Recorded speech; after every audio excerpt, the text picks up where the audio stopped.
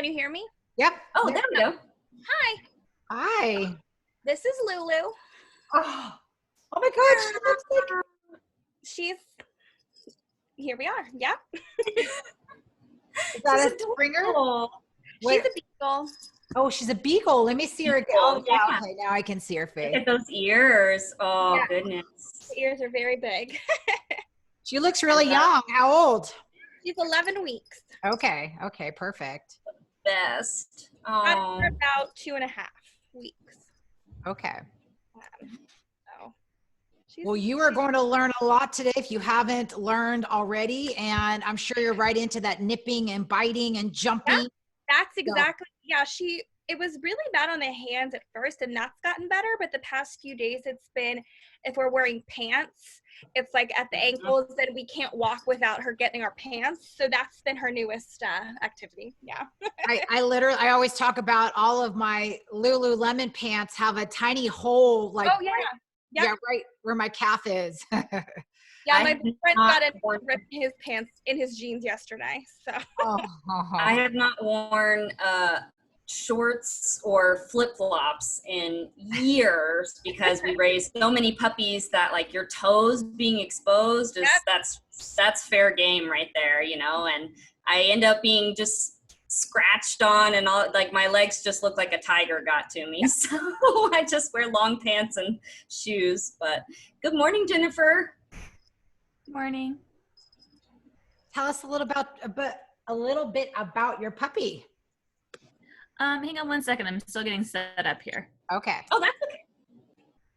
Well, we're going to get started in just a minute, and we're going to talk about what to expect and what you're going to learn today. My name is Yo Armendariz. I'm the owner and founder of Canine Learning Academy. So together with Julie Fryman, and Julie, you can introduce yourself. I'm Julie Fryman. I'm also, I'm one of the managers and help design the online curriculum for Canine Learning Academy. So you'll see me in a lot of the group classes and videos, and my 2 dogs love starring in our how-to videos. Yeah. So the advantage of going live like this is that if you have any personal questions that are going on with you and your dog right now, this is the time and platform to do it. We're also going to talk a little bit about our puppy program. We work specifically with puppies. We have an all-day puppy school. So we typically have about 35 to 42 puppies a day that we work with. So we are quite the experts when it comes to problem behaviors or problem prevention, hopefully at this point. Any questions about food, any questions about just any problems that you're currently having, we're going to help guide you through that. It is a workshop, so it's just like if you want to take notes, otherwise the class is recorded and you can share it with anyone else in the family. I'm going to go ahead and share my screen, but while I'm doing that, if you can please just say your name, what dog or what puppy you are going to be getting, or if you have right now, the age of your dog and where you're from. Right now it's working. So we'll start with Jenna. hey, I'm Jenna. This is Lulu. She is an 11-week-old beagle, and we live in Virginia. Awesome. How did you find us, Jenna? Actually, my friend Kate Dickey went to Thailand with Julie. Yes. Oh my gosh. Yeah. So she obviously knew that she was my college roommate. Actually. Wow. She knew that I got Lulu and sent me your guys' info. Oh my gosh, it's been years and years and years since Kate and I have talked. So that's so nice of her. Thank you. I'll have to send her a thank you. So glad that you're joining us. All right, Hulda. Yes, my name is Hulda. I'm actually from Iceland, but live in Denmark. And we're getting our puppy this Friday. Yeah. And he's going to be 8 weeks. So yeah. Exciting. Hulda, how in the world did you find us? Actually, my mom sent me a link. My mom, she's also working with behavior, like she has an education within behavior, and she's holding seminars and knows Susan Friedman, and Claudia Fugasa. So I know some basics, but she thought this might be a nice way to get really started for myself with my first dog. And by the way, if you guys didn't hear, Hulda is, this is her evening. So she is quite on a different time zone. So thank you so much for being with us. That's fantastic. And let's go to Jennifer next. Jennifer Stanford. Hi, my name's Jennifer. My husband Ken is here too.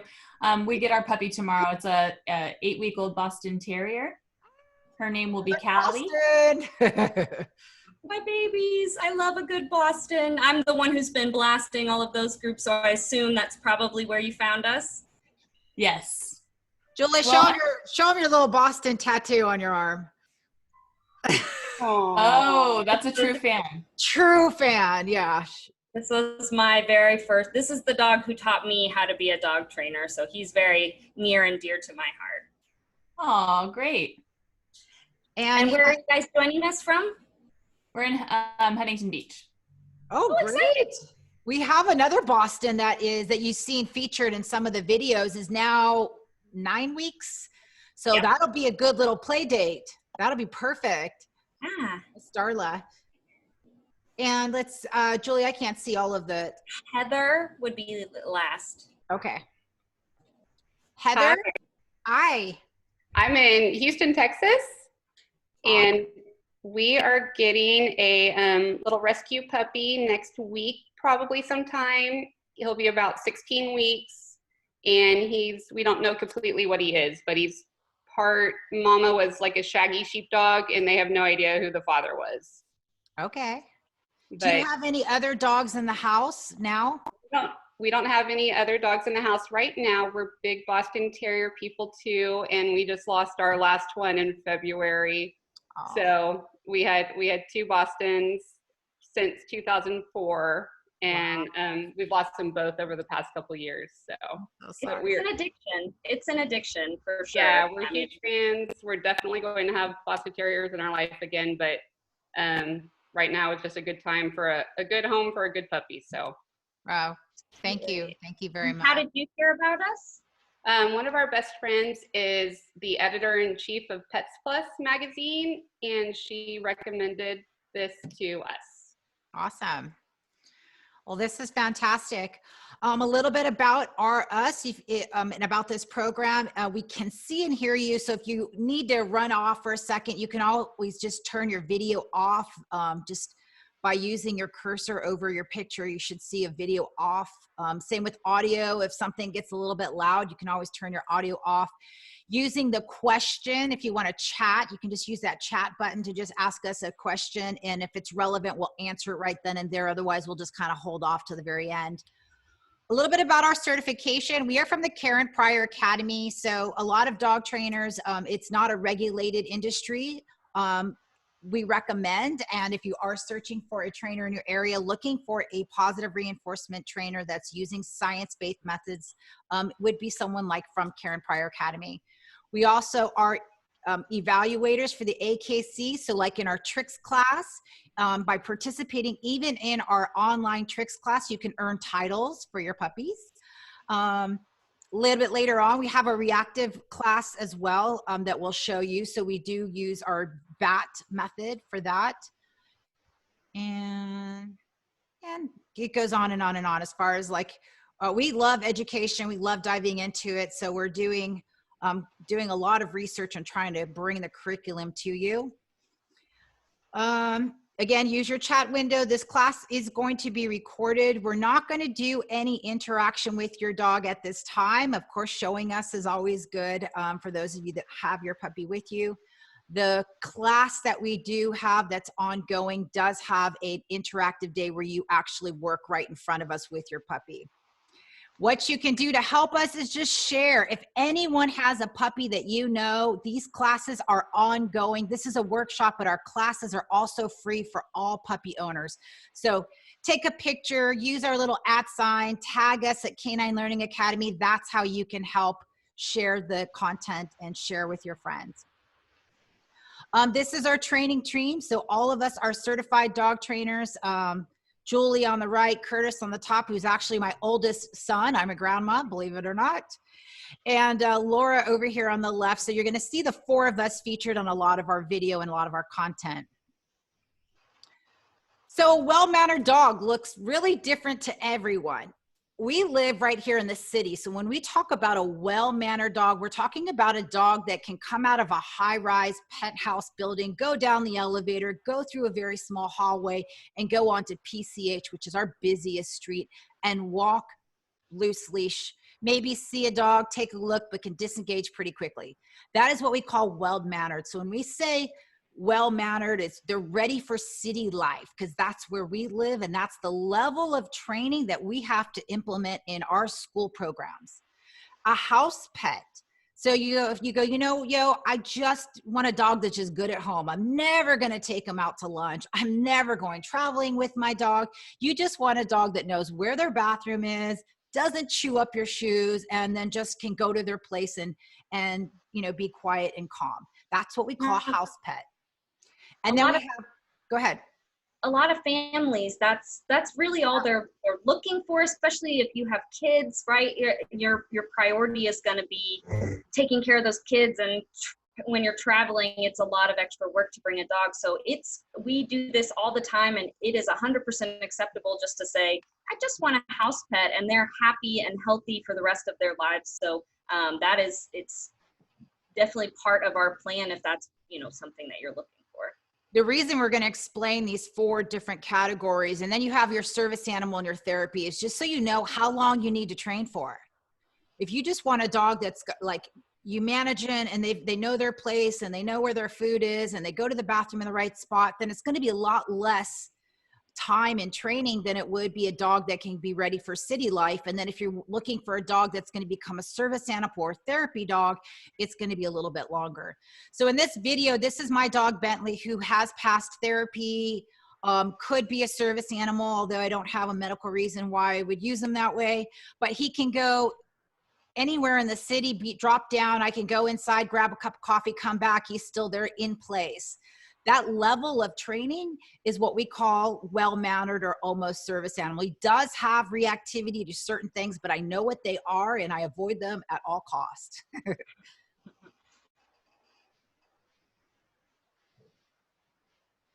So today we're going to go over what shapes behavior. There's 3 categories and you're going to learn all 3. We're going to talk, Julie's going to talk and dive deep into developmental stages. Then we're going to go into the puppy schedule and routine. We do have a PDF for you so you can print it off and put in your own time slot so that you have your routine. Mental and physical exercise strategies. Every breed, every age, every life, everybody has to have a different strategy for their dog and for their household. We're going to talk to you about how to socialize your puppy right now while this epidemic is going on. We're going to give you a puppy socialization checklist so you can begin checking off. We've got some questions for your breeder and your rescue. So if you haven't brought your dog home, I've got a list of 8 questions. You can just screenshot it, and you want to ask your breeder that pretty quickly just so you can get some feedback. We're going to go into how to manage and prevent any unwanted behavior. You can say, Julie, my dog counter surfs. What am I going to do? It's going to be under this category right here called management.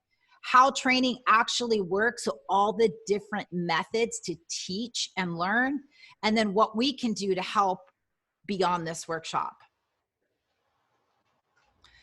So shaping a dog's behavior is broken up into 3 categories. Genetically, how many dogs are in a litter, your athletic ability, the size of their nose, whether they're going to be a sniffer or a digger or they're going to like to herd, that's all genetics. Once you know the genetics of your breed, of your puppy, then you're going to design a plan according to their genetics. Learning is everything that you teach your dog early on is going to be something that they're going to maintain for the rest of their life. So in this short video, this puppy learned to be in a bag. So no matter where we go, this puppy's comfortable in a bag. This is at a live trade show with thousands of people at Super Zoo in Las Vegas. We brought 4 puppies with us. They learned to be in a contained area. They were using management to enjoy and like that, like relaxing. Every experience that your dog has is going to dictate what type of adult dog they are. So if your puppy is around other puppies, they're going to learn bite inhibition. They're going to learn to play. They're going to learn different styles of initiating play. So hopefully your dogs have stayed with their litter mates until 8 weeks, right? So they can get as much play as possible. Going back to genetics, if there's not enough dogs in your litter, like we had one dog that we trained that was the only survivor of the entire litter. So went through that whole first 8 weeks of never playing, never learning how to use the mouth, not really understanding how to do those things. So by the time that puppy was 8 weeks old, he was really far behind on learning and on playing and all that stuff. So developmental stages, your puppy's going to go through several stages, and depending on their size and breed, this is not a finite, fixed, exact scale, but these are the average ages of the developmental stages. So the most crucial one we're going to talk about today is that socialization period. This is the reason we call it the most crucial and critical, is because it is so small, but it makes such a massive impact on your dog's behavior, their temperament, their problem-solving abilities, their social abilities. All of these things are really formed and solidified during this time before we start getting into puppy social categories and exploring, obedience and all of those things. The most important thing for your puppy under 12 weeks is to see, hear, and sometimes feel everything that you can think of. So if you're gonna go and live on a farm, maybe that's, in Iceland or in Denmark, I have no idea, I've never been there, but if you're gonna be out in big, wide, open fields, then you want your puppy to know what certain types of grass feels like. And that the first time my city dog heard a horse, she literally bolted because she was like, I don't know what that sound is. But people who live out in the country, it's important for your puppy just to know that that's just a standard noise. So this is where we really shape and form our puppy's temperament for the rest of their life. Puppies are developmentally open to experiences just like a pre-kindergarten kid, right? They're just sponges. They're soaking up everything and they're retaining it, and they're happy, and they're like willing to explore the world because nothing's hurt them yet, right? Or we hope so. That's what we're really hoping. But it's also super, super important for your puppy to sleep. This is for you, Jenna, because your puppy is in this time period, 18 to 20 hours a day. Think about how much of the day that is. That is way more time sleeping than it is being awake.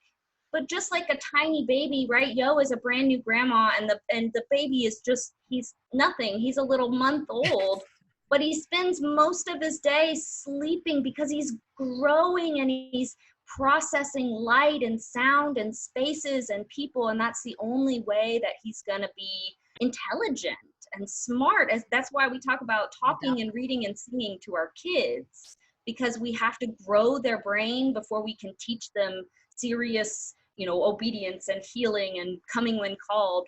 We have to allow them to be a puppy first. So without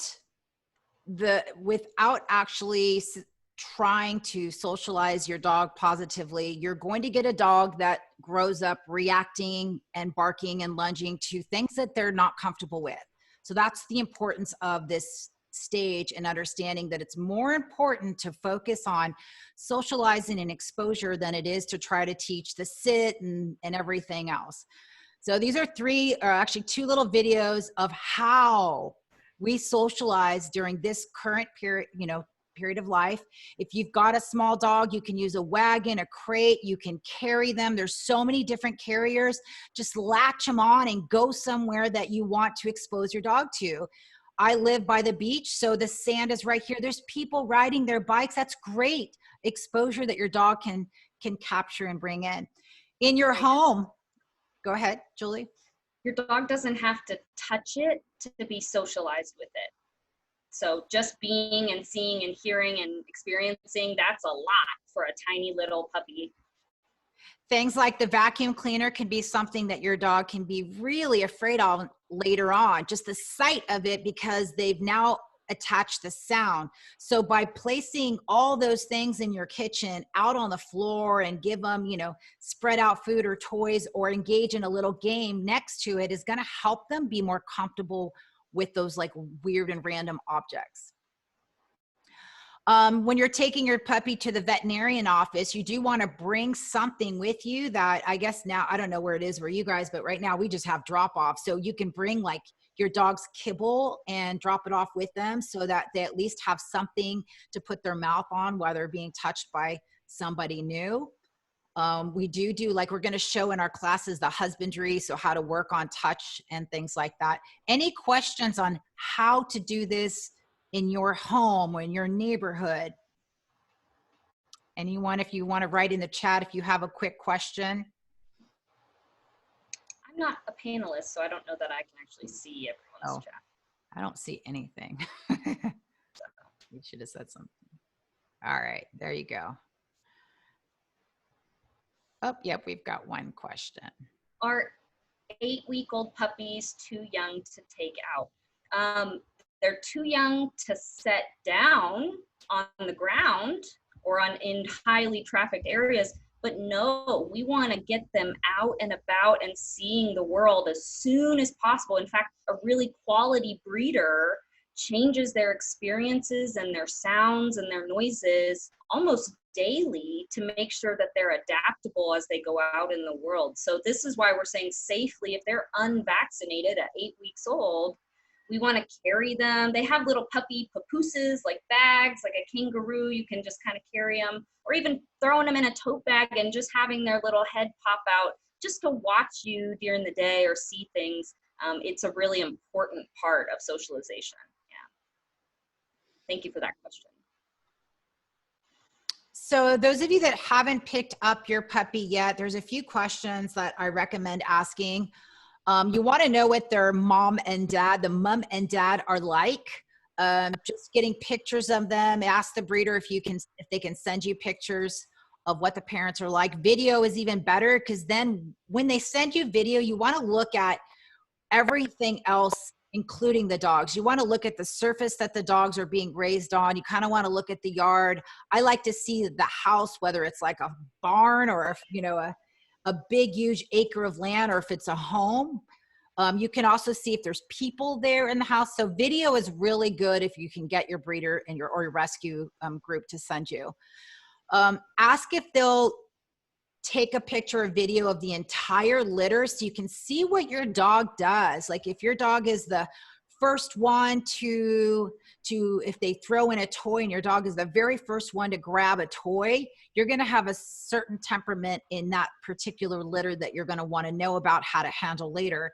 If your dog is just stuck there frozen with their litter mates and their dog and the other puppies are going over and on top of them, you're going to want to know that as well. It just means that you're going to have to spend more time on the socialization part of it. If you've got a dog that's running first out the gate, then that dog's probably got a lot more confidence and is going to be a little more needy, and you're going to have to be very creative with your management. Some breeders are already using socialization methods of exposing the dogs to people's sounds. You'll see like these extravagant obstacle courses. We love that kind of stuff. It just builds confidence in those puppies. But asking them to kind of give you a little checklist, you know, what kind of sounds have they been exposed to, any other dogs in the house, what surfaces, whether it's tile. I also like to ask where they've been going to the potty area. Was it dirt? Some use potty pads. Some, very few use grass, but some use gravel. Knowing that ahead of time, just to kind of know what you're going to get into once you bring your dog home. Vaccinations and what happens if something's not going right. A lot of breeders won't take a dog back, some will. So just having that question out in the open. And one of my favorite things to ask, and there are a lot of breeders and rescue groups that are doing that, is if they have a Facebook page that you can join that's a private page. Being able to talk to other puppy owners, maybe some in the same litter or other litters that have passed, just kind of gives you a sense of like understanding of how these puppies were raised and whether people are happy or if there's any complaints. Anything else you want to add to that, Julie? No, I think that's a really comprehensive list. So puppy schedule and routine. This is super, super, super crucial when you have a young puppy or even young children, is sticking to these. We're going to talk about 5 different parts of the schedule. So the potty routine, you can potty train an 8-week-old puppy within a week if you maintain a really awesome schedule. And I mean going outside, not just on potty pads. So we're going to talk about how to do that, mental and physical exercise, how important that is, some exposure and socialization time, so we're not just overloading them all the time, and tethering and supervising your dog, right? Making sure that they're not just running around free recess in your house. And then the importance of alone time. If you go back to work, if you're going back to school, if you're going back to something in your life after all this is over, your dog is going to need to know how to entertain themselves and be alone. So we need to implement that right away. So we're going to go through each part of this routine that's on the master schedule. So this master, oh, I don't have it yet, but I'm going to show you a master schedule that kind of shows how we do it. We do a lot of board and train, so we're good at management. I can have 3 or 4 puppies here and not one will go to the bathroom in my house. I'm proud to say that I rarely have a puppy go to the bathroom in the home, and it's because I'm really diligent about their time schedule. So our potty training routine, we do have this video, the long format. It's an 8.5-minute video on the how-to, breaking down each step. Maybe Julie can share with you that link. It's on our YouTube, but I'm going to just show you a short version of the video.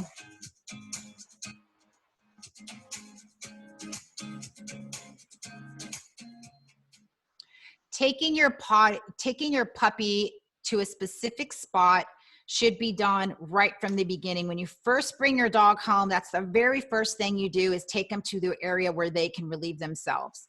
Creating a potty station. If you have this massive backyard, the potty area should not be, hey, go help yourself.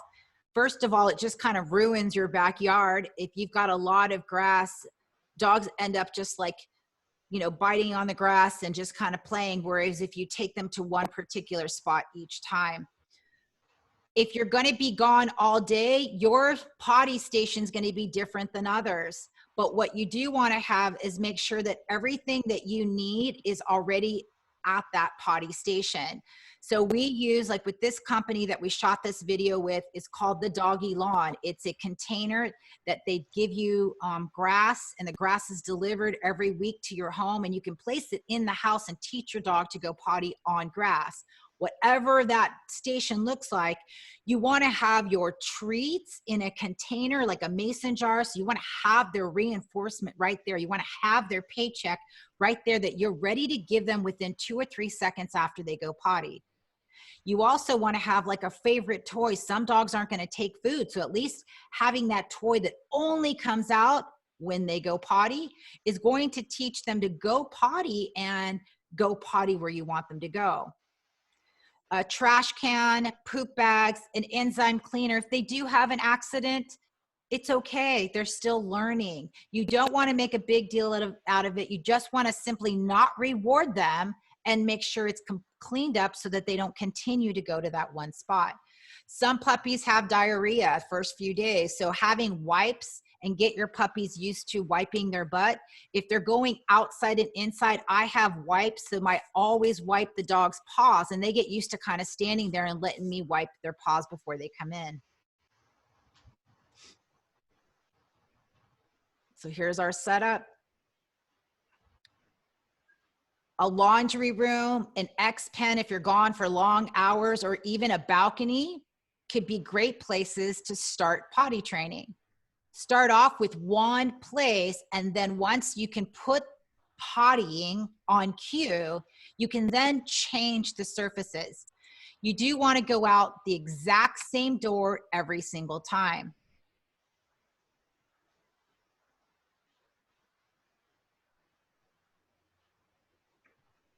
Gil lives in a 4-story, like a, what would you say? It's a beach house, 4-story, beautiful house, and going up and down, 3 stories 10 times a day when the puppies have to go to the bathroom. That's a real pain in the butt, especially when it's in the middle of the night and it's the 2 a.m. potty time. So setting something up inside or closer to you or right on your patio if you live in an apartment can really help maintain that quick access to the potty that you're going to need when they're first doing this. Placing the water bowl by the door that's going to be used to take them to the potty, I call it potty station, but wherever your potty place is going to help remind them. Puppies normally get water a lot. They drink water all the time. So placing it by that door is going to help go, oh yeah, by the way, I need to go potty. And a little bit later, we're going to show you how to teach your dog to ring a bell to open the door to take them potty. You do want to manage your puppy. They're not going to always know where to go, and they might get a little distracted on the way to their potty. So when they're coming out of the crate, leash or carry them to the spot using the leash to just kind of hold them in that place, with the very loose leash. And then eventually they start sniffing and they go potty. You'll see in our routine. Go ahead, Julie. When you first get them out of the crate, be careful not to go, oh, or pet them too much, because 9 times out of 10, they're going to have a potty accident because they get excited. So we either go straight to picking up and putting there or leashing right away. We run really excited to that potty area. Setting your timer, we can go over what that time should look like for an 8-week-old puppy versus a 12-week-old puppy. You want to set your timer so that you have the opportunity to bring your dog to the spot instead of teaching them to bark, whine, or howl or scratch at the crate to let you know. It's better to be there a few minutes early before they learn all of those behaviors, because the problem is they do have to go to the bathroom, and that is the only way they know how to tell you. So setting the timer ahead of time will prevent them from learning how to bark and whine and scratch at the door to get out. The amount of time is based on the dog's bladder. We usually add about 15 minutes every week to the daytime potty, but at night, it's pretty much the same for most dogs, but the first night. Then after that, you can kind of change the times. In this next video, Julie, go ahead. We're going to talk about socialization and exercise. So right now we don't have a lot of access to our puppy play dates or even friends and family that may have well-behaved older dogs, which is so important. If your puppy is going to play or learn proper play, we want to make sure they're around well-mannered other dogs or puppies that have the same kind of energy as they do. But you can start off in the home figuring out what your puppy's energy and play style is by being the dog yourself. So you'll see here Adam, and this is little Darla, our Boston Terrier princess right now. He's bouncing down, he's on her level, he's using his hands. There's really no rules to this. She's allowed to, bite on his arm or jump in his face. She's getting a little noisy, but they're having fun just like she would do if she was allowed to play with other dogs. So he's teaching her from day one what is play, what it looks like, the proper interaction. We have some dogs that they have a really inappropriate greeting. Like we had a 3 or 4 month old that would walk up and show his teeth And it didn't mean anything. It wasn't that he was mad or angry. He just had a social awkwardness about him because he didn't know how to properly initiate a social interaction. So here we're helping our puppies with that by bouncing on the floor, by getting low on their level, by, you know, using our hands to increase spatial reasoning and help them follow. They have very, very short distance sight because they were born blind. So as they get older, we have to increase a little bit of what they're able to follow and see at different distances. So in our class, this is called human play, and it's the very beginning of play. Without toys, be a dog, get to your dog's level, roll around. Like Julie said, no rules. Three things that are learned. One, your dog learns to play, their play style. They learn what it takes to get you going. Two, they bond. If you're their only playmate, right, they're going to bond with you. That means when you say, you know, Darla, come out in the real world, they're going to be like, oh yeah, I'd much rather hang out with you, the one I've been playing with. And then the last thing you, like Julie said, is their style of movement. So you're going to learn body language. You're going to learn what the play bow looks like for your dog, or when they, you know, go up onto two paws, or when they look afraid or fearful, like when they start backing up. You're going to see the ear movement and tail if they have one. All right, so training. I think we have a question there. In this video, this is a video that we use to teach dogs to ring a bell before the door opens to take them potty.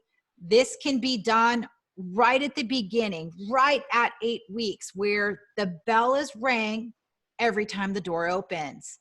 So this is a video on how to teach it. The very first step is making sure the dog is not afraid of the bell. And this is our first step in all training: exposure to a crate, a harness. So presenting the bell, and like all puppies are a little curious, when they come near, you remove the bell and you present a reinforcement like a treat or their food or whatever it is that you want to reinforce with, petting. So present, and we are marking it. So we're clicker trainers. So you see me clicking and then rewarding with a treat, letting it, you know, removing it and placing a treat instead, giving her a positive exposure to this brand new object she's never seen before. Step two is once there's movement towards the bell, we're going to mark that. We have a how to clicker train in a workshop next Wednesday. We'll look at that in a second. We'll go through the classes that we have. Step three, again, this doesn't have to be taught all at once. Step three is we place the bell on the door and we ring the bell ourselves. So we ring it and the door opens. So if your puppy's afraid of it, we would just ask you to ring the bell and open the door every time you go potty, and not really expose your dog to it till they get used to the sound. They don't have to touch it the very first step. Step five is asking the puppy to ring the bell, and then the door opens and you toss the treat outside to get that to drive through the door. And then the very last, go ahead, Julie. It's like pressing the crosswalk button is a cue for us to walk across the street, right? Or You wait. will always, or to wait. Yeah. So you wait until you see that signal. So for this is the dog saying, I'm waiting for you to open the door. So they really put that together very quickly, just like you don't, once they do it once or twice, they're like, oh, this is what gets me across the street. This is what gets me out the door. The last step on this is taking them out the door, and then with a leash taking them to the potty spot. And then you would take off all the treats that are at the beginning state and only reward the potty. So the ring the bell, door opens, you walk to the potty spot, and then reward is all still done at the potty spot. And they end up putting that together pretty quickly. The bell can then be used on their X pen, can be transferred to any door that you'd like. And they're fairly inexpensive. I think they're all on Amazon, and there's different kinds of bells. So talk a little bit about enrichment feeding and ditching the bowl, Julie. So from the very beginning, we really don't like to use our puppy's bowl or ceramic or whatever you're using, just because however much kibble you give your puppy, that's 100 pieces of reinforcement, of playtime, of bonding experiences that you're just kind of dumping and saying here. So from the very beginning, if you're getting an 8-week-old, we love to hand feed to encourage that bonding. But as they get older, like Jenna, your dog, we want to make sure that those smart breeds, that those active breeds are using problem solving and encouraging independent thought and how to use their brain and grow those problem solving abilities. Otherwise, these are the dogs that need you to do everything. You know, the ball rolls under the couch and they stand there, rah, rah, rah, rah, rah, because they can't figure out another way or another toy to go and get.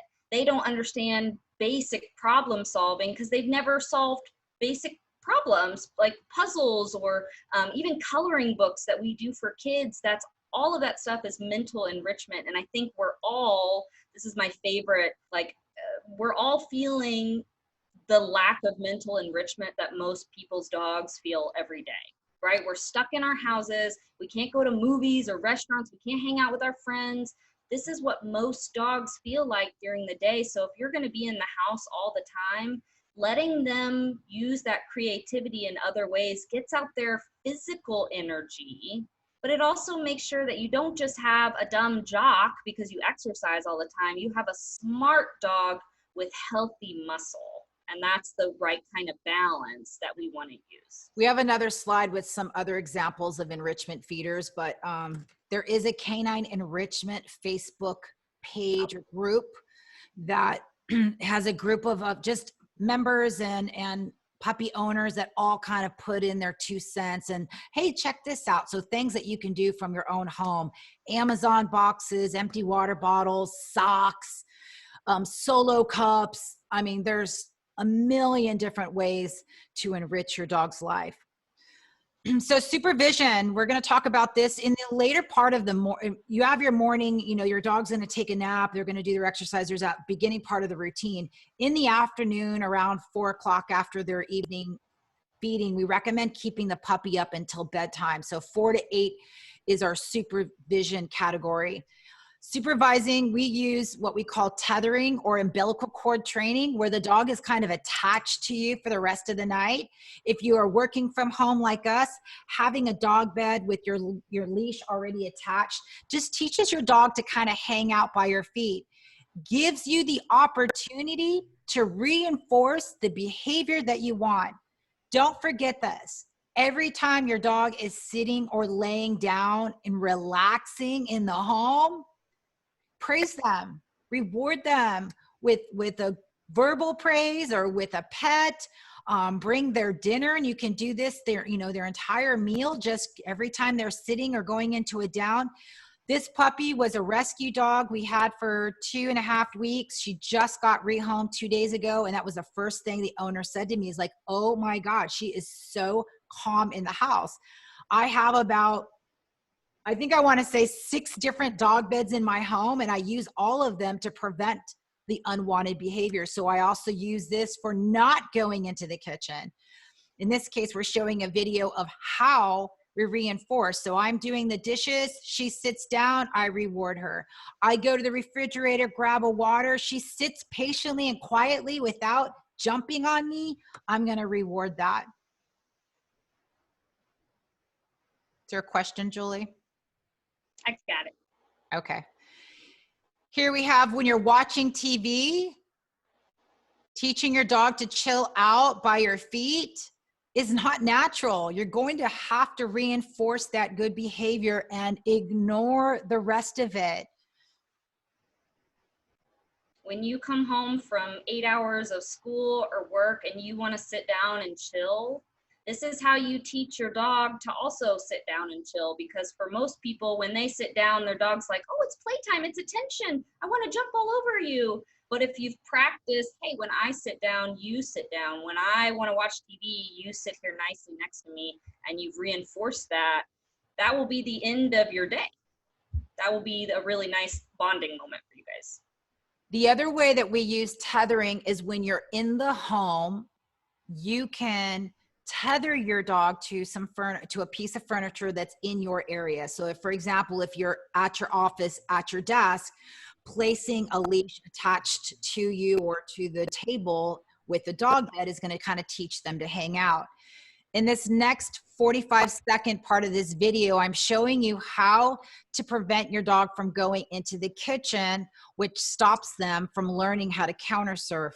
Remember, if any dog finds anything on the floor or the counter of the kitchen, it becomes that go-to place that they're going to go to all the time. They practice it, they get really good at it.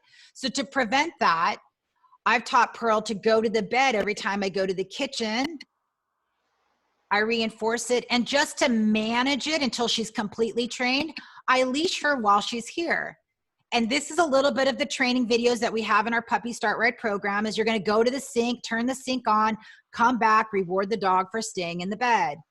Go to the dishwasher, open the dishwasher, close it, come back, reward your dog for still being there. If your dog gets up, it just means you've gone too far, or maybe you've gone for too long. But for this dog, I literally, in 3 days of doing this, am able to go completely out of the sight, go to the bathroom, come back, and she still stays put. She's right now 12 weeks old, but this was all in the matter of like 3 weeks total. So, and then the last category is alone time, which we're going to talk about in a little bit in just a second. So here's some more examples of mental and physical exercise.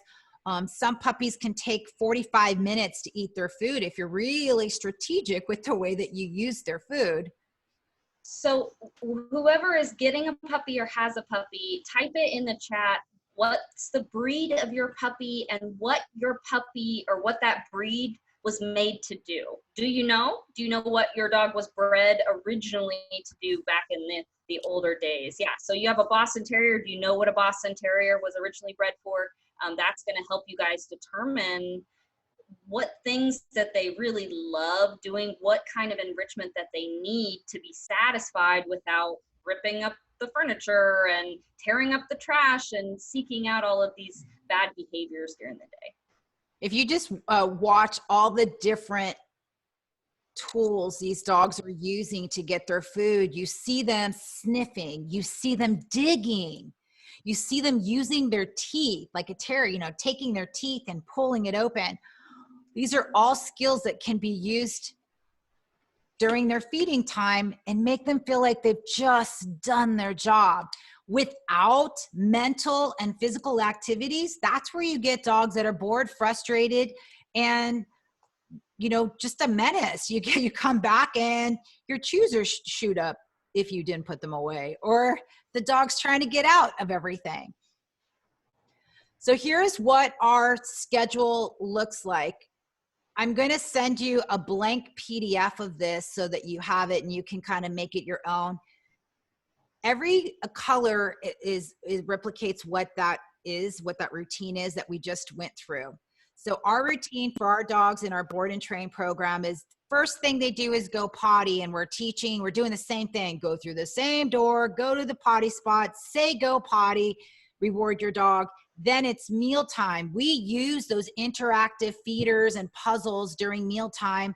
We'll do a few hand, maybe 5 or 6 hand feeding, whether it's teaching your dog their name or just to take food from you. And then the rest of it's an enrichment feeder right off the bat, because this is your time to go brush your teeth or put some clothes on, right? And then after they've finished their food, now you can go for their exercise time. This is exercise, their play time, or if you're going out for like a walk in the neighborhood, this is be like their socialization of sound and sight. You can carry, you can use a wagon, you can take a drive in your car, but it's approximately 20 minutes at least of just getting them out. Not an hour, just 20 minutes, because the meal time is going to take care of their mental enrichment, getting out for some some sensory, just out some exercises, just going to help take them down physically a notch. Take them potty one more time, and then it's time to be alone. And we'll talk about what alone time looks like, but it's typically just their room, their crate, their area where everything's really quiet and they can get some much needed sleep. It repeats again. The routine repeats, after they've slept for about 2 hours, and you'll see on alone time for nap, we add about 15 minutes each week. So if they're alone for an hour and 15 minutes all the first week, I have clients, if you're going to have a bigger breed puppy, their bladder is going to be a little bit easier to train. So you're going to be able to add more time pretty quickly. But you typically add 15 minutes each week until you get to about 5 or 6 hours of being able to leave your dog alone. And now you're ready to go back to work, hopefully. The PM routine pretty much is the same, except in the evening between 4 and 8 o'clock, you want to tether, supervise, you want to keep an eye on them and try to keep them up a little bit more than you do during the day so that they can go to sleep they'd be out by the time bedtime happens.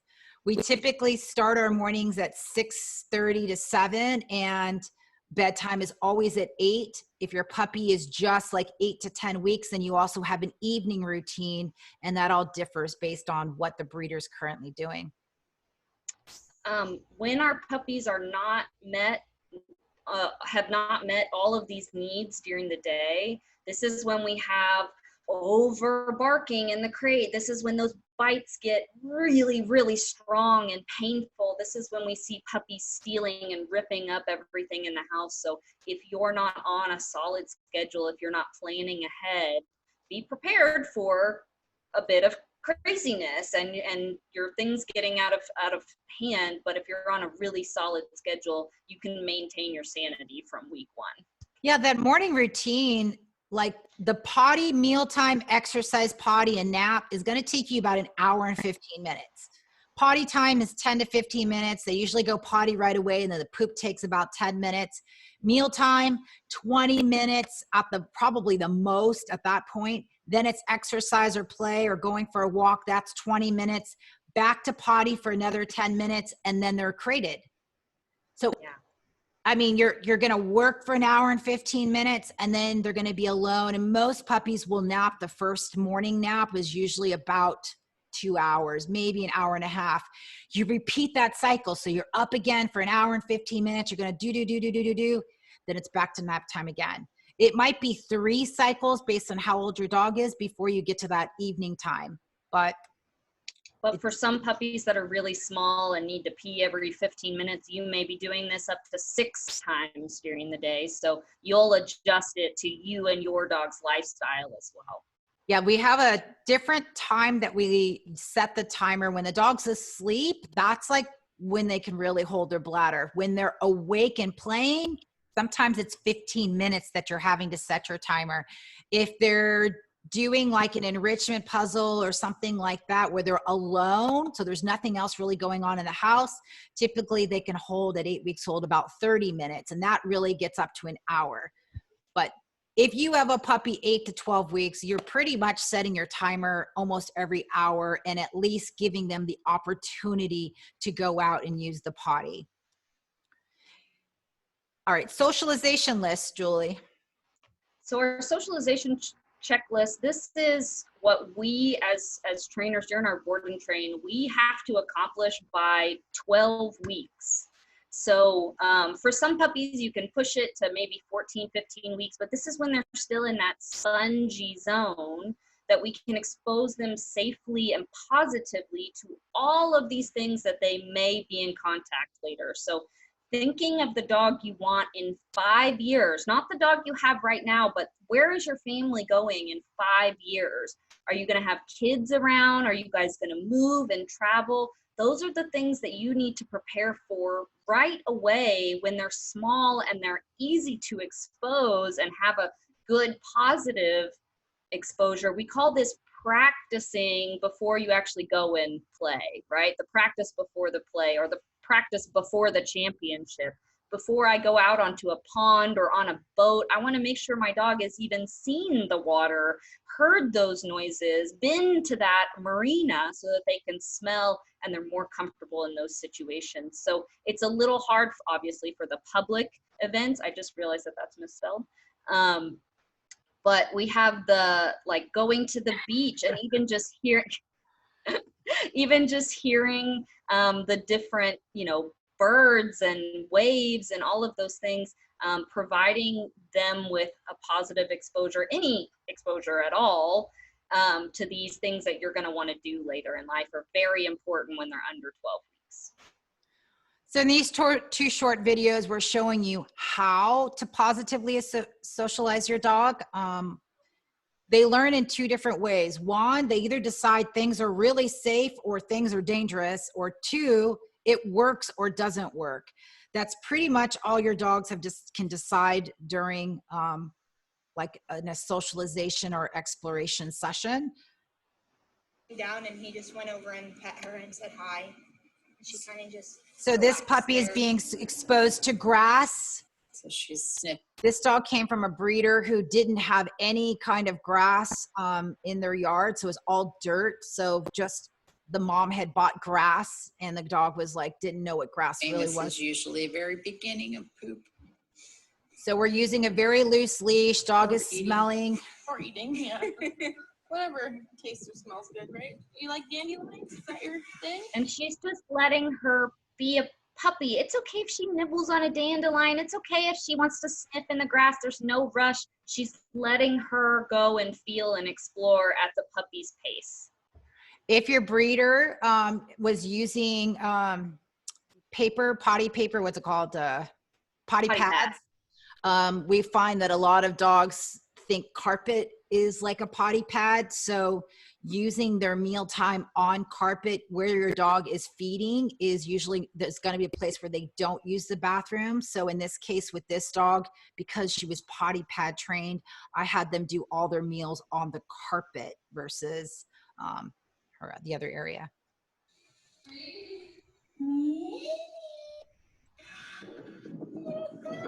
Things that we don't think about, touching wood, cement, asphalt, gravel, sand, metal, having them exposed to those things helps them be not so, averse to it later. We have dogs that refuse to step on metal when we're walking them downtown. So they'll like swing us out in the street to avoid walking over a manhole, or older dogs that will not go to the bathroom on wet grass because that's not something that they experienced a lot as a puppy. So here's me playing with little Winnie and I'm making sound on the metal. We're having a fun experience and using some of her food and treats. I'm letting her go. So I'm not picking her up and putting her on there, but she has the freedom to get on and off, and she's having a positive exposure because she really enjoys the food that I'm giving her.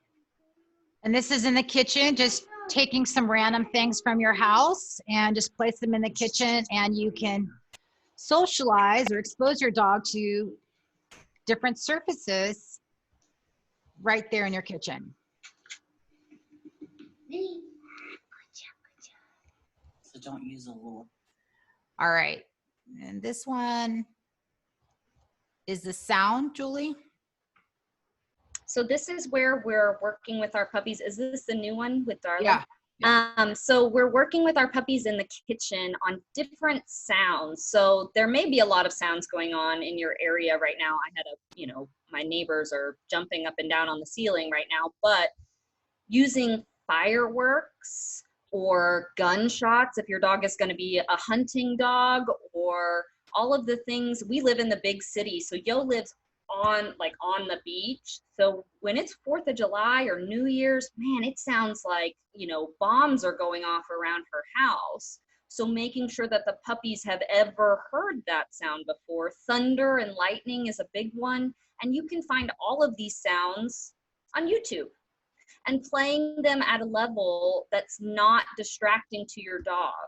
So if they're looking at the sound of dogs barking, that may be a little too intense, but if they're hanging out, getting a nice treat like Miss Pearl is here, while these sounds are playing in the background, construction noises, all of those things are gonna just become a normal part of their life.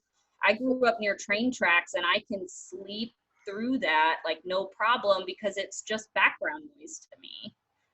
So plan to do this about 10 minutes a day. It's very easy. Again, YouTube has got plenty of videos. I found one the other day that had an hour and 10-minute video, 5 minutes of each sound, and it goes through your socialization checklist. So construction, fireworks, gunshots, there's growling dogs, barking dogs, just getting them used to all the different sounds that they might hear in your neighborhood or your life, your world, right? Whatever the next 15 years is going to look like. So again, the steps are turning the video on or the sound on at a volume that is not disruptive to your puppies, and you can barely hear it at first, and they're doing something that they like to do, whether it's feeding time or your play time. They just got it on in background noise. If everything goes well after 2 minutes, you can turn the volume up just a little bit and slowly progress until you have the sound at full volume one day. Don't try to do this all in one sitting. Just about 10 minutes a day, every day until you get through that entire checklist.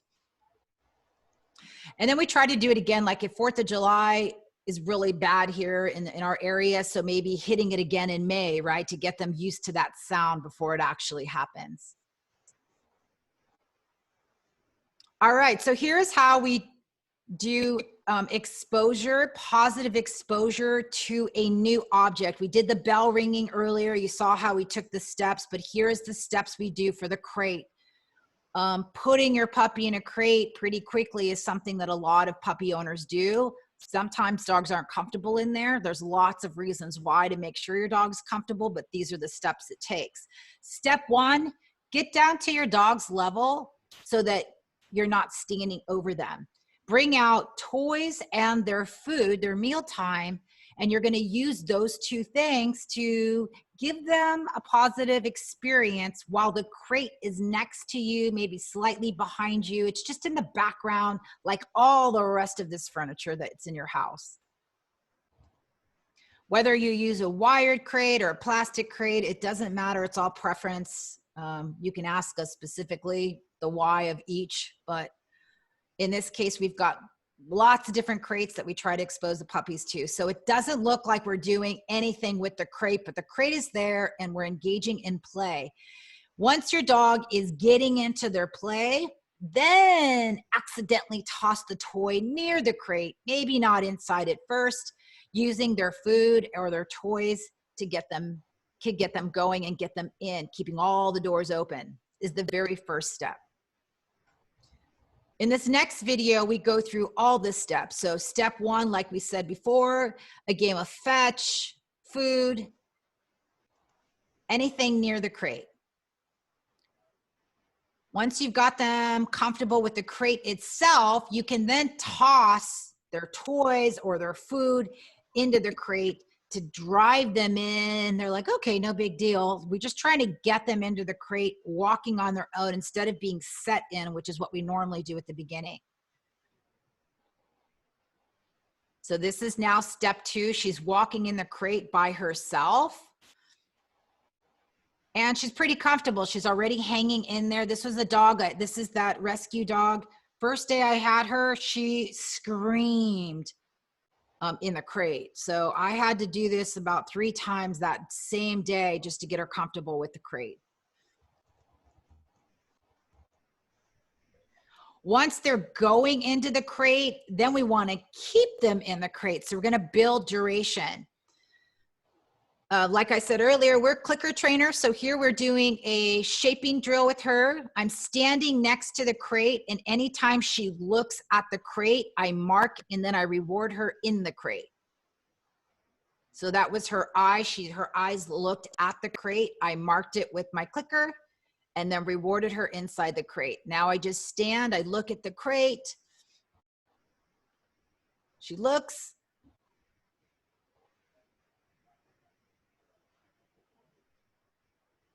The next step is to build duration on that and to get her going into the crate, movement in the crate, not just looking.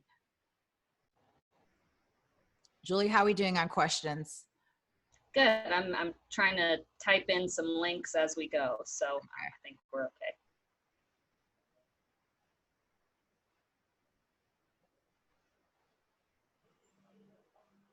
So we're gonna just do about another 90 seconds of this video, but once they start moving into the crate, whether it's 1 paw, 2 paw, 3 paws, 4, I mark and reward for that. And then I pay her before she comes out. That's how we build duration. So while they're staying in the crate eating their food, you're gonna pay them again. And now, even though it just seems like all we're doing is feeding her, she's staying in a place that she was once uncomfortable in. It doesn't matter what we're using, it's working, right? She's staying in there, and through repetition, she begins to relax. If a dog is eating in their crate, they're not stressed out. If their dog is eating in their crate, they're kind of enjoying what's going on. They quickly can put these two things together, food or reinforcement with crate, when once put together, is going to make things a lot easier when you start to have to shut the door. So while they're eating, while their mouth is moving, we shut the door for 1 quick second, like 1 second, door opens, we pay again so that their mouth keeps going. Then we shut maybe for 2 seconds. If at all your dog freezes, do not shut the door, just touch the door, release your hand, and then pay. Same if they want to walk out, they have 100% control. They're allowed to walk out at any time. We're not putting them in there or holding them in there. This is a slow process, so go at your puppy's pace. So once she's comfortable in the crate, we're going to close the door and we're going to feed through the holes of the crate. So I want you to imagine, like, if you were in an elevator and it just rained money, you'd probably stand there with, and start taking all the dollar bills coming from the elevator. It would make you probably feel a less uncomfortable being in an elevator. I would go in that elevator all the time. That would be great. Like, open the door. Open the door. Yeah. So we are going to pay generously. So when we are working on this, your puppy should be hungry. Your puppy should be already exercised and kind of ready to relax. I'm not going to do this first thing in the morning, right when the dog wakes up. I'm going to do it after they've exercised, and I'm going to do a short session. So this entire session, this is the very first time this dog did this, and it was about 5.5 minutes. And I was only progressing because I was getting what I wanted. At any point, had she stressed out or wanted out, I would have stopped and I would have taken it back a step, and then I would have stopped altogether and maybe did it a little bit later. But she just kept going with it. So we actually caught it on video, and now we have this video for you. All right. This is a great, really relevant question that I want to answer. Jennifer, for new puppies who are not yet crate trained, where do we set them for alone or nap time? You're still gonna use that crate, especially for management and to make sure that they're not pottying or getting away out of your house. You have the option to use an X-Pen, but making sure that they have their own quiet, alone space helps them settle down, get used to that crate. We're still going to use it, but work on making them comfortable through several small sessions every day. Yo, I'll let you take over. If you have questions about what your setup should look like, we are experts at that. And since we are doing a lot of remote training, send a message right here with your phone number, and we can set something up where you can FaceTime us and show us or snap some pictures of what you're thinking that setup would look like. You typically want a corner of a room where there's like blockage from things. You want a place where even if everybody's moving, your dog can really relax. I like to use the blankets over the crate so that the dog can really kind of maybe hear things, but not see and hear. So it's better for us that the dog has it all covered and they can just kind of chill out. If you've got a lot going on in your house, then you're going to have to use a bedroom, a guest room, or your own bedroom as their alone time. If you're the only one in your home and you don't have other things that you're managing, then having your pup in your office or in your living room, covered up is also fine. moving forward, wherever you want your dog to hang out, so wherever you imagine your dog bed going, that's kind of where you want your crate to be as well. The dog beds that I have here are all in the corners of the houses. So when I do have 4 dogs over, they've all got their spot and spread out pretty well. But if you do have a lot going on, I have clients with 3 kids and they set the Oh, crate in gosh. the middle of the room. Your Nope. puppy cannot sleep or calm down during that. So if you have an active or a busy home, my puppy's crate is actually in my walk-in closet because I have 3 closets. So that's his bedroom. It's quiet, it's nice, it's cool, it's alone. So just adjust with your lifestyle. Yeah, if you have a multiple family, like lots of kids, you're going to have maybe an X pen in the shared area so they can be exposed to everything managed. But then as far as sleeping time, use your bedroom. So really quickly on reading body language, we're going to get more into this in our class. During your play session, you want to look what that body language looks like when your dog is playing. The play bows, the stretching, the very loosey-goosey kind of body versus the stressed, frozen, mouth closed, ears back, going backwards. You're going to notice every time you bring something brand new, a broom, a vacuum, a new rug in the room, you're going to notice your dog is going to kind of freeze. You want to kind of, if you can, videotape it because you want to interpret what that could mean. Obviously, if they're showing those kind of signs, they're either stressed, not quite sure. Try not to step in and see if they just kind of snap out of it and start walking towards that new object. In our puppy Start Right class, we have you like rearranging your furniture and bringing your puppy in, and there's like a chair that's knocked over, just like random things so that they can get exposed to that pretty quickly. Here's our baby Darla girl. So she's a pretty nervous puppy, and this is, we're just taking her out to experience. We had been out there for a while, and there's the biker that goes by. We're encouraging her to look at it, but I want you guys just to see her face right now. One of the biggest things that we notice in this, if you play the video all the way through, that she won't take turkey. That's a really high value food. And his first thought was, well, maybe she's full. But about 5 seconds before that, she was taking it. And about 10 seconds after that, she enjoyed the turkey. So for us, that's a sign of stress. That's saying, I don't feel comfortable in this moment. I'm not going to eat. So she's also kind of shaking a little bit. And you'll notice that all of those facial muscles are tensed up and wrinkled on her face. That's showing a good bit of discomfort. So one of the ways that we can help her out here is we wouldn't walk closer to that distraction. We would take several steps back. We would maybe in the session go in, hang out, play for a second, let her take a nap, and then try again. We want to make sure that all of the experiences are good, because a bad experience is just as detrimental as no experience at all. We also don't know why she's showing signs of fear. Like, we think it's the cyclist, but if you watch Adam, he moves his hands, so she may not feel as comfortable being held this way. So it's just something to take note of. We don't actually know why she's not comfortable. We can assume it's the cyclist.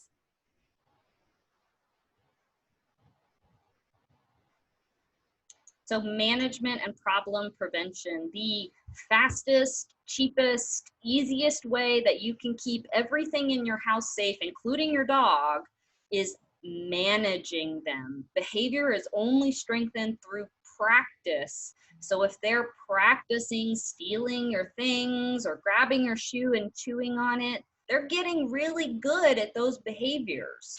But you guys have babies in your household, so they have no idea what they're doing, right? Just like a little kid, they're gonna stick their finger in the light switch or try to play with the knobs on the oven. We had someone say her dog jumped up and turned the stove on. That's terrifying. But if he continues to practice that, that will become a habit.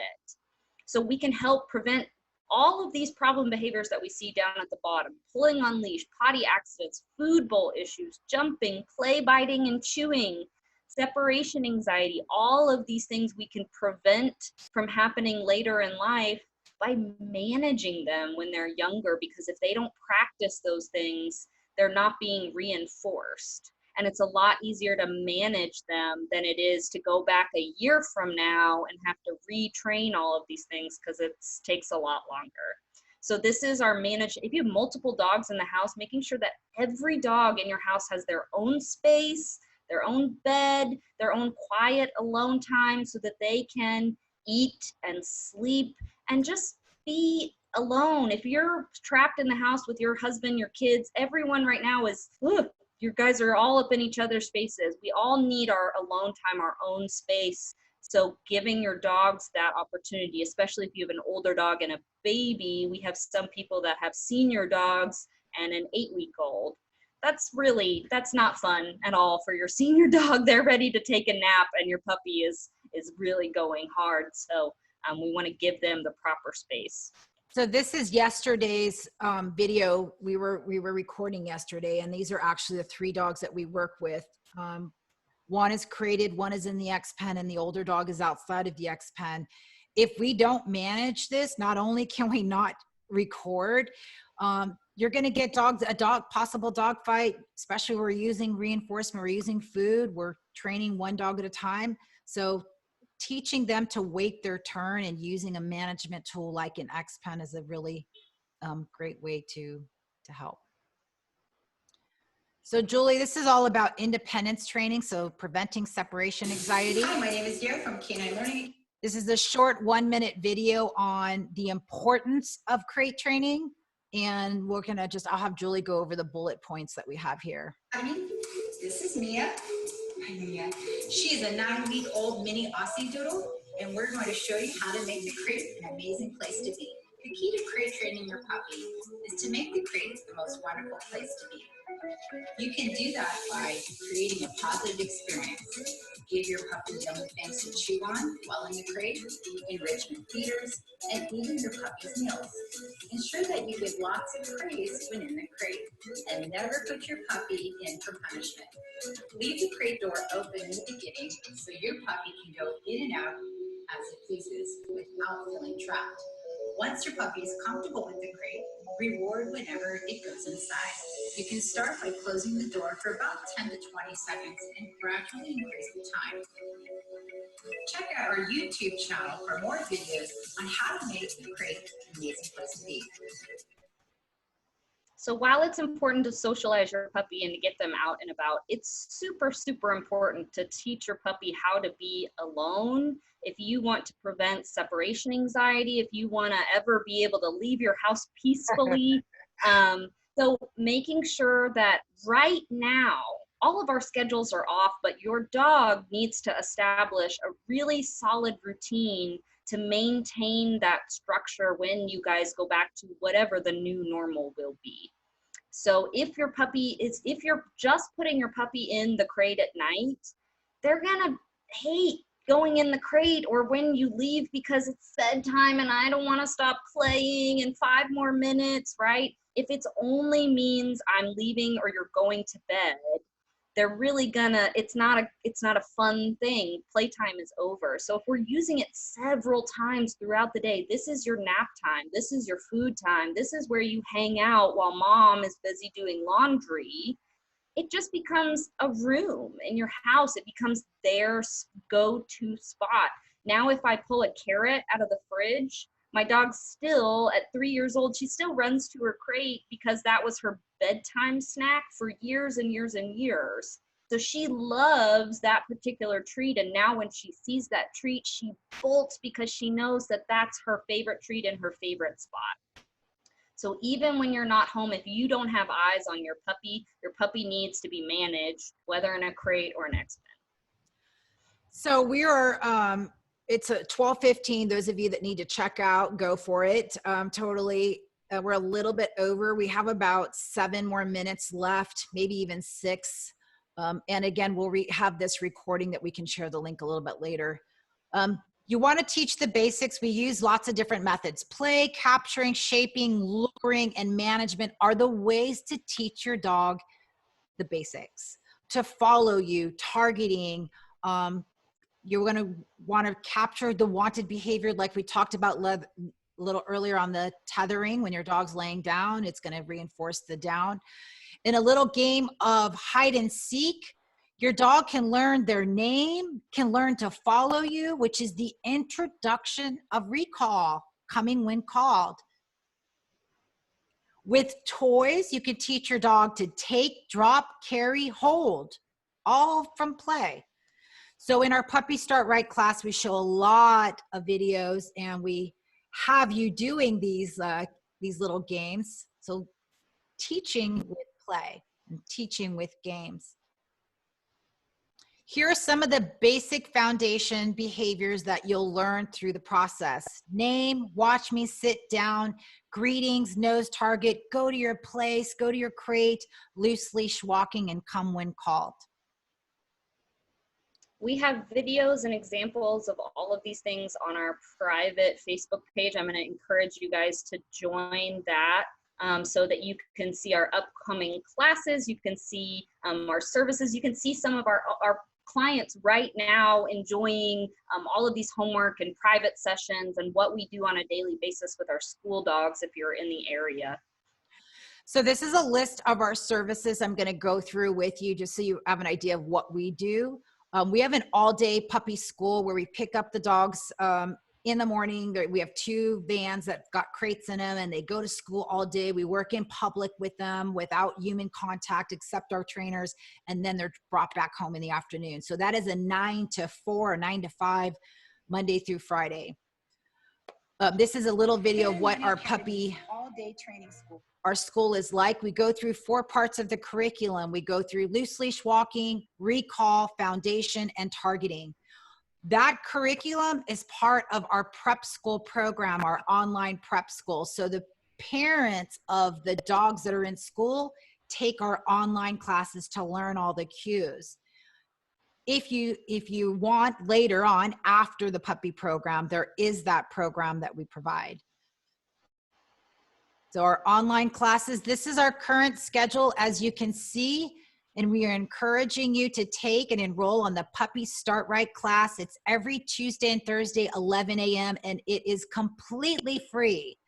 The first class is just like this human class, and the Thursday class, now you practice that in front of us with your puppy so that we can give you some tips right then and there.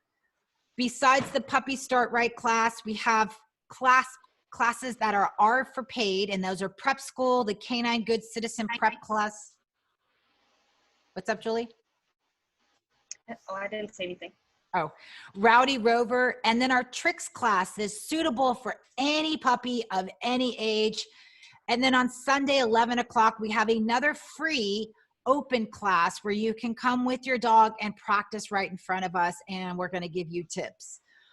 The workshop that you're currently in is listed at the very bottom. You're on the new puppy workshop. Other specialty workshops that we have that are completely free is our clicker training basis, so learning how to use a clicker. Loose leash walking for those that want to dive in deeper on the how and the why. Come when called, and then targeting foundation. If you really, most of our tricks are taught by using targeting.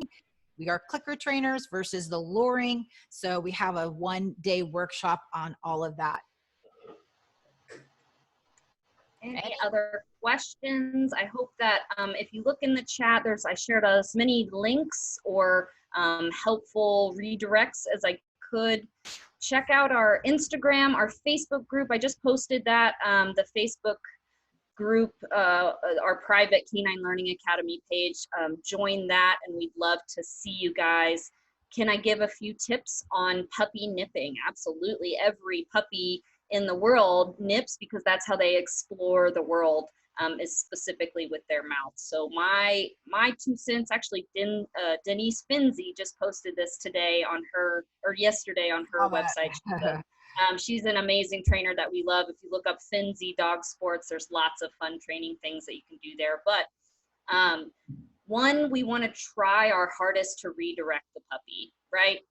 Do everything that you can to see if the puppy will chew on anything else besides your own hands. 2, stop engaging with the puppy.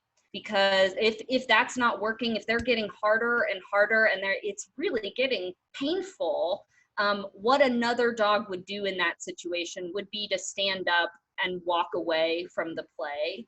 If that's not possible, then we want to put your puppy in an area like an X-pen or their crate with limited availability to chew.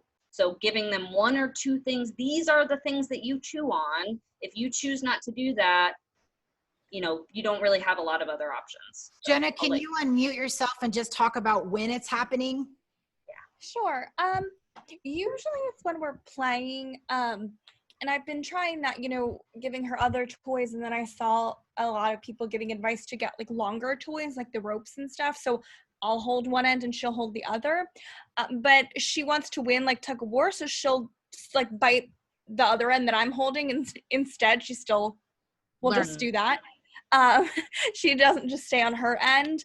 And then, like I said, the past few days, the new behavior has been biting on like the bottom of pants and like ankles and stuff. And that's just when we're walking. I think most of it is for attention. Right. Typically. Yeah.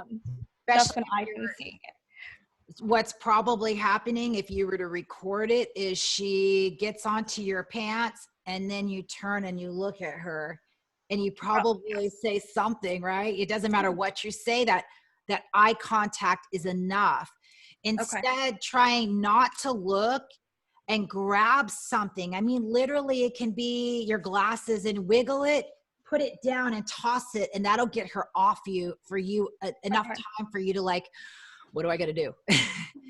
Same with during your play, notice when she starts to escalate and act before she begins really latching on. So the first time she kind of nips you a little bit, that's when you're going to start to go, okay, this is about to escalate. Let me go to my next step. I notice you're on the ground with your puppy. That's where you would go to your knees or completely stand up and get upright. And then you would hand her something that she is allowed to have. Okay. Puppies are also right now, I would say a lot of people are experiencing this because they're not getting enough sleep. Puppies get fussy just like a baby, and they don't go, hey mom, I need a nap. They get mean is what I get told. They get mean.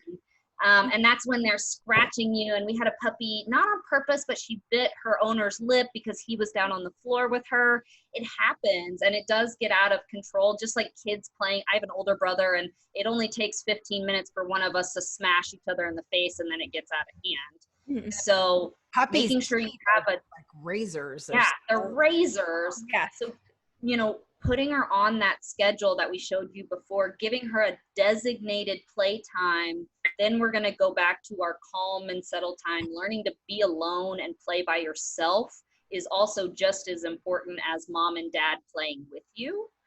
I think that you'll notice the more sleep they get, the less you're going to have bloody arms. But that's also that's not the only answer. It's not just sleep. It's reinforcement, it's attention, it's access to these other things, and also managing it. I don't want you to have holes in your pants. So if you have a place to step behind, like an X-pen or a baby gate, that we at least ordered a baby gate, but with everything, it's taking obviously a while to get here, as you know, as everything is. Teaching your puppy really how to play tug and fetch. A really simple, easy one is take your morning meal and grab a kibble, whatever you're feeding her, and you're going to bring it to her face, and then you're going to toss it about 1 foot away from her. And the goal is for her to go and get that. And I call that get. I go, get. So with kids, it's one of the first things that we teach is that they always teaching the dog to go away from them. So it's get.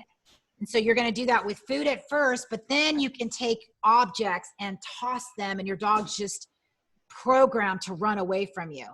Okay, great. That's to get her away. The second is teaching her how to tug. So your hand needs to be placed at the this is the face mask, but the very bottom of the toy. Right. All you're going to show is this, and you're going to wiggle this part. So when our puppies start right, we really teach them how to teach fetch and tug properly, so that your dog is able to like take a toy instead of your arm.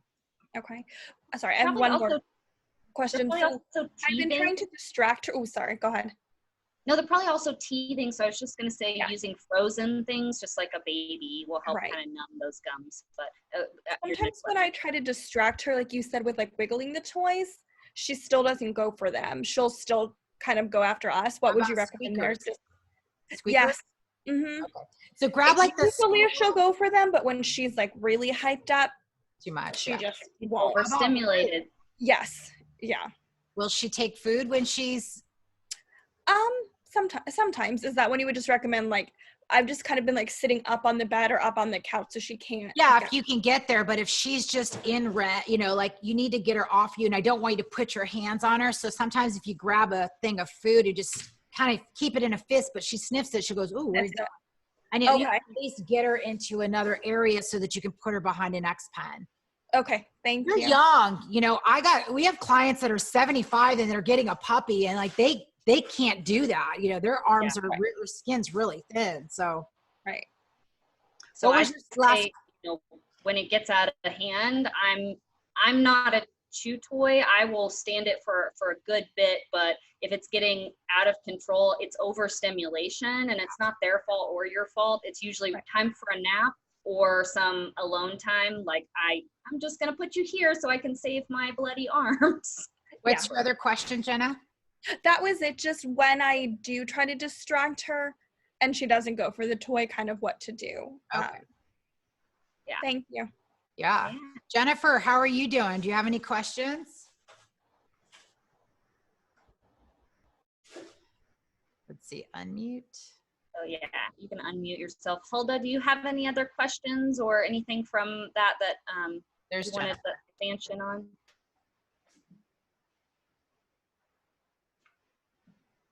You're unmuted now, Jen. You can talk to Jen. Okay. Yeah, no, I don't have any questions right now. This has been extremely valuable. I really, really appreciate your time and all your energy and effort.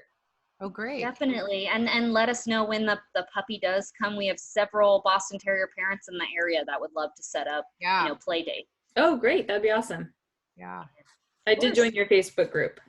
Okay. So I'll have the registration there for the Puppy Start Right class. It's every Tuesday and Thursday. So how many sessions is that? It's 2 days a week, and it's free for as long as you need it. So you can stay in that class. It normally repeats every 4 to 6 weeks. So we've got a theme that we kind of stick through. So like the first might be all wheels and surfaces. So we're going to go through like how to do that. And the next might be sounds and touch, you know, husbandry and getting your dog all prepped for grooming and things like that. So each week has its own theme. First one is just like this. You're going to go the why and how, and then Thursday you're live. We'll show you, we'll tell you ahead of time what you're going to need for class. So if it's a cookie sheet or whatever, you're going to have that. You're going to know what to bring. That's fabulous. Okay, great. Good. What is the live open class? I'm just looking at your all's page.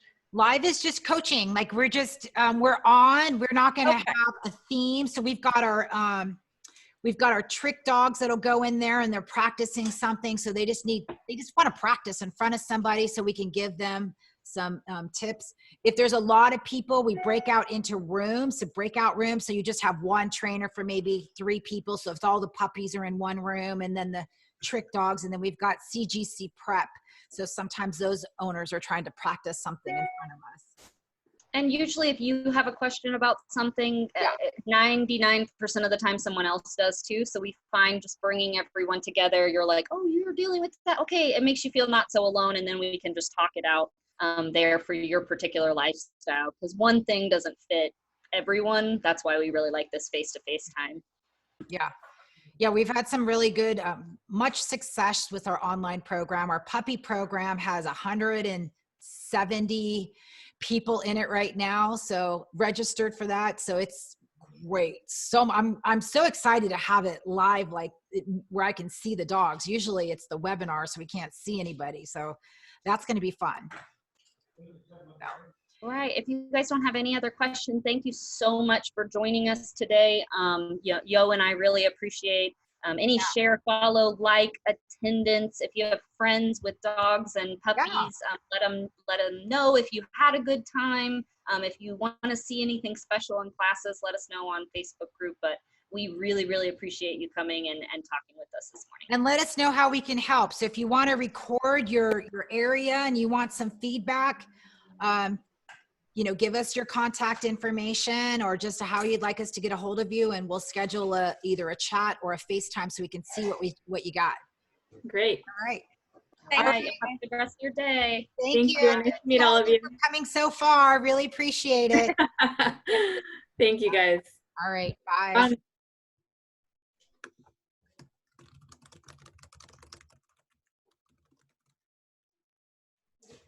Yes, Jennifer, I'm going to send the recording. It takes about a couple hours to download, and then I uploaded it to YouTube. So look for it on our YouTube page. Okay. And then what about the links in the chat?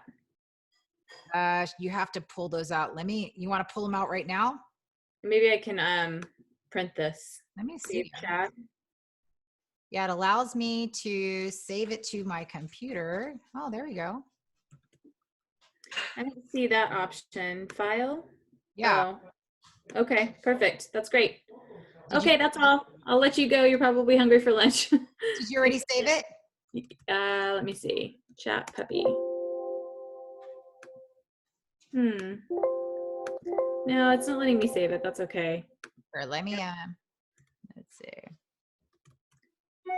I'm just going to print out. It won't let me print it either. That's so weird. Oh, it's allowed me to share. Okay, let me figure out how to. What I'll do is I have your email, Jennifer. I'm going to take some of these links and put them in your email. Oh, great. That's perfect. And let's see. So she's got the sound. I can't see any of this stuff when the web. You know what? I was able to find it and copy and paste it. So we're good. Perfect. It's now. Yeah. Thank you. Okay. Thanks again. Have a great day. You're welcome. You too. All right. Bye.